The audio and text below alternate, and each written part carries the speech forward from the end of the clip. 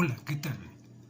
Este domingo es el cuarto domingo de Adviento del ciclo B, el último domingo de esa espera gozosa, que es la venida del Señor, a la cual nosotros nos adherimos, estamos a la espera, pero una espera, como lo acabo de mencionar, gozosa, porque Cristo viene, Dios envía a su Hijo único para salvarnos. Esto es el cuarto domingo de Adviento, en donde la principal figura es la Virgen María. En los siguientes minutos. Este es un domingo mariano, el cuarto domingo de Adviento. Este tiene cada año, con lecturas distintas, un claro color mariano.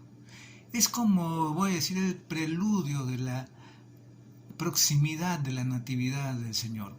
En este ciclo B, el Evangelio es la anunciación del ángel a María.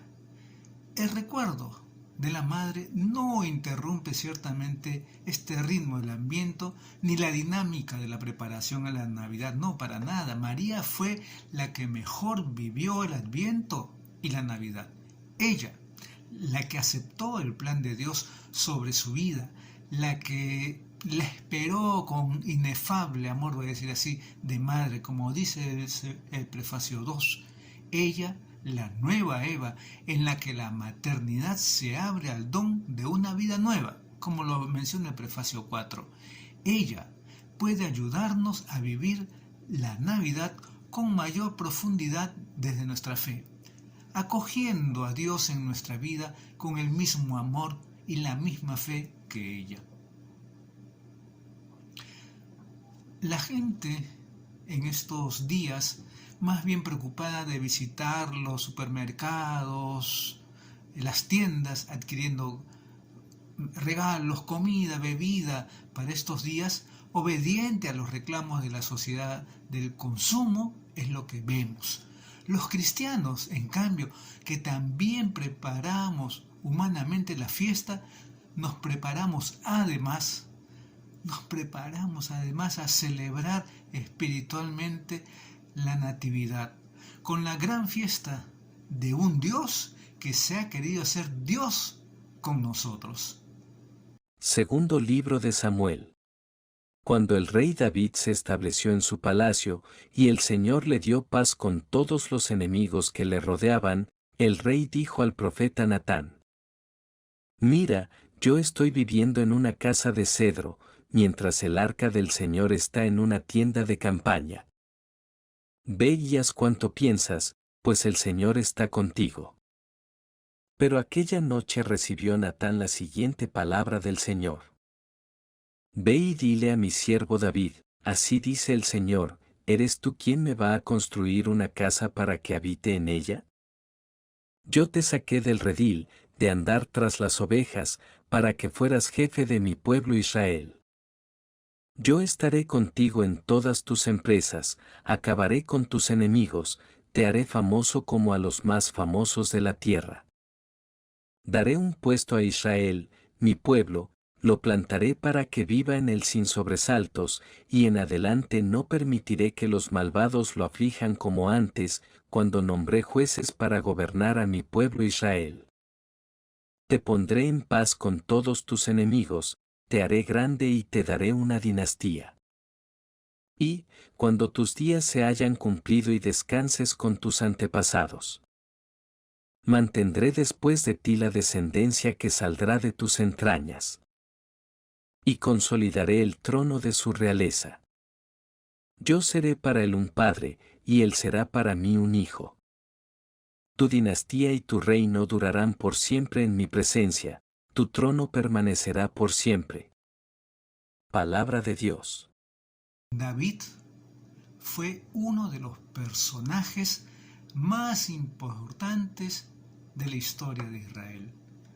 Una vez que los israelitas, establecidos ya en la tierra prometida, consiguieron que Samuel proclamara la monarquía por la que suspiraban para imitar a los pueblos vecinos, el primer rey fue Saúl, pero el más famoso fue el segundo, David.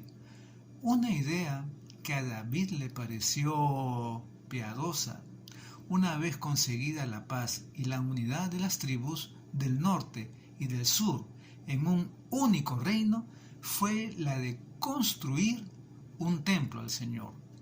Pero Dios, por medio del profeta Natán, le dice que no va a ser él, David, quien elija una casa a Dios, que no la necesita, sino Dios quien erija una casa o dinastía perpetua a David y sus descendientes. De ahí deriva la espera mesiánica y davídica del pueblo judío, que duró hasta la venida de Jesús, a quien se le llama en el Evangelio Hijo de David.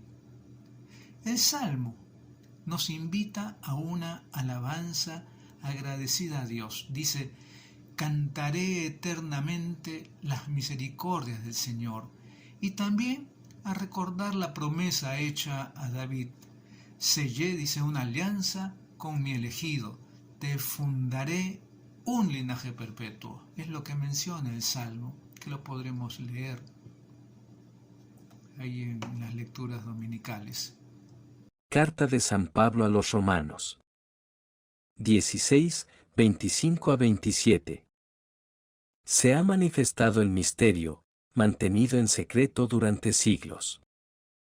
Hermanos, al Dios que puede fortalecerlos según el Evangelio que yo proclamo, predicando a Cristo Jesús. Revelación del misterio mantenido en secreto durante siglos eternos y manifestado ahora en los escritos proféticos. Dado a conocer por decreto del Dios eterno, para traer a todas las naciones a la obediencia de la fe. A Dios, el único sabio, sea la gloria para siempre por medio de Jesucristo. Amén. Palabra de Dios. San Pablo, hacia el final de su densa carta a los cristianos en Roma, se siente orgulloso de haber sido el designado para anunciar a las naciones el misterio de Cristo, escondido desde los siglos y ahora revelado para que todos los pueblos lleguen a la fe.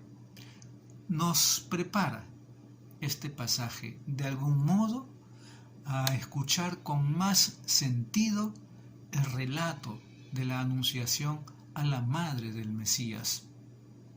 Lectura del Santo Evangelio según San Lucas. 1, 26 a 38. Concebirás en tu vientre y darás a luz un hijo. En aquel tiempo, el ángel Gabriel fue enviado por Dios a una ciudad de Galilea llamada Nazaret. A una virgen desposada con un hombre llamado José, de la estirpe de David. La virgen se llamaba María. El ángel, entrando en su presencia, dijo: Alégrate, llena de gracia, el Señor está contigo. Ella se turbó ante estas palabras y se preguntaba qué saludo era aquel. El ángel le dijo: No temas, María, porque has encontrado gracia ante Dios.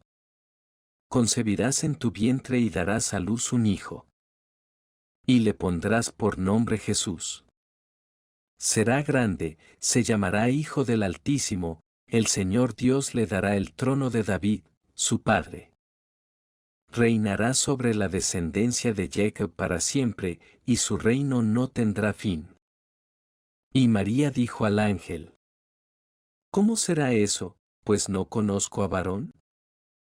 El ángel le contestó: El Espíritu Santo vendrá sobre ti, y la fuerza del Altísimo te cubrirá con su sombra. Por eso el santo que va a nacer se llamará Hijo de Dios. Ahí tienes a tu pariente Isabel, que, a pesar de su vejez, ha concebido un hijo. Y ya está de 6 meses la que llamaban estéril, porque para Dios nada hay imposible. María contestó: Aquí está la sierva del Señor, hágase en mí según tu palabra. Y la dejó el ángel. Palabra del Señor. El Evangelio de la Anunciación del ángel a María lo hemos leído hace poco en la fiesta de la Inmaculada. Pero es característico también de este domingo cuarto de Adviento, en este ciclo B. Nunca terminamos de admirar los matices pero tan significativos de este diálogo salvador entre Dios y la humanidad. El sí de Dios nos alcanza a todos en la persona de esa humilde muchacha de Nazaret. El sí de María a Dios también representa de algún modo a todos los que a lo largo de la historia han dicho sí a los planes de Dios sobre sus vidas. El ángel asegura a la Virgen que ahora se cumple radicalmente la promesa de Dios a David sobre el linaje perpetuo. Sí, el linaje perpetuo que le prepara. Dios convierte nuestra historia en historia de salvación, ¿verdad? El que el pueblo de Israel se estructurara según sus deseos, finalmente, como monarquía, no dependía directamente de Dios, sino de la elección del pueblo. Aunque, por cierto, el último juez, Samuel, aceptó, digámoslo así, a regañadientes el cambio social que suponía esto. Pero Dios demostró, como siempre, que fuera cual fuere la forma de organización social de Israel, ahora finalmente la monarquía, en ese momento, lo importante es que él quería que todo redundase en bien de Israel. La historia, con minúscula, nos la hacemos nosotros, pero Dios la convierte en historia con mayúscula, e historia de salvación. Lo principal son los planes de Dios que anuncian a David que su descendencia sería perpetua. Pablo, en su momento en la lectura, expresa su alegría porque está realmente convencido de que ha llegado la plenitud del tiempo y el misterio de la salvación en Cristo se ha revelado a todas las naciones. Además, Dios tiene métodos muy sorprendentes para crear esa historia de salvación. Elige a personas que según los criterios del mundo no parecerían las más adecuadas. Realmente así es Dios. Realmente es así. No serían de repente las más adecuadas según nuestro concepto, pero que con su ayuda han realizado admirablemente la misión que se les encomendaba y han sido colaboradores muy eficaces de la salvación de la humanidad. Lo de la dinastía de David es una de esas, así decir, decisiones de Dios relacionadas con nuestra historia. María estaba desposada con José, que era precisamente de la estirpe de David, aunque venido a menos en lo social y en lo económico. Por eso, el ángel dijo a María que a su hijo Dios le daría el trono de David, su padre. Jesús, así pues, Jesús nació de una familia humana. No vino como un ángel extraño a nuestro mundo, para nada. No, el Mesías quiso tener raíces familiares concretas. Nombre y vamos a decir y apellido. María y José fueron los eslabones más próximos de una cadena que hace que Jesús sea hermano nuestro, arraigado en un pueblo, sí, en un pueblo y en una historia, en una historia, esta historia pequeña de un pueblo y una familia cualquiera, se convierte en una historia importante. Por obra del Espíritu, María va a dar a luz al Hijo de Dios. Jesús será hijo de David, pero sobre todo, hijo de Dios. Una vez más, haremos bien en detenernos ante el sentido profundo de este diálogo entre Dios y María de Nazaret, por mediación del ángel. Dios nos revela sus planes de salvación, gratuitos y llenos, pero llenos, muy llenos de amor. Y María nos da el ejemplo de una docilidad plena. Su aceptación, hágase en mí según tu palabra, se prolonga después en casa de su prima Isabel, en el centro de todo, sobre todo en el canto del Magnificat, centrado en lo que ha hecho Dios en ella. Proclama en mi alma, se alegra mi espíritu, ha hecho cosas grandes en mí, dice María. Ahora es a nosotros, a los cristianos del siglo XXI, a quienes el ángel Gabriel nos anuncia lo que hace 2000 años y un poquito más anunció a María de Nazaret, que Dios quiere venir, que quiere nacer en nosotros, para bien de nuestro mundo de hoy. La iniciativa siempre es de Él, de Dios, no nuestra. David recibió una buena lección de parte de Dios. No somos nosotros, los hombres, los que le hacemos el favorcito a Dios con nuestro culto, o con la idea de levantar un templo, cosa que finalmente haría el hijo de David, Salomón, sino que es Él, Dios, quien siempre se nos adelanta y nos llena de sus bendiciones. También en nuestro caso, es Dios quien toma la iniciativa. Se puede decir entonces que el Adviento lo está celebrando Él, más que nosotros, que es Él quien nos está preparando para la Navidad y está deseando venir en plenitud completa a nuestra vida. Podemos prepararnos y también preguntarnos, como preguntó María, ¿cómo puede ser esto? Porque tal vez no acabamos de creer que este mundo tenga remedio y que sea posible su evangelización. La respuesta es la misma que se le dio a ella. Con nuestras solas fuerzas no podremos ni salvar el mundo, ni siquiera transformarlo, pero con la fuerza del Espíritu de Dios, sí. También a nosotros nos dice el ángel que no tengamos miedo, porque Dios nos ayudará y para Él, recuerda, no hay nada imposible.